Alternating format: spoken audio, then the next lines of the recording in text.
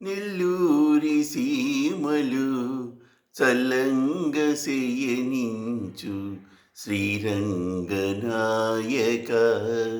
ఆనందదాయక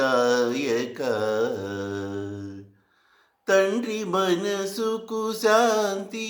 తనయునికి శరణు దయజేయుమా నీవు క్షణము ఎడబాయక ముకోటి దేవతలు ఒక్కటైనారు చక్కని పాపను ఇక్కడుంచారు ఎక్కడున్నా గాని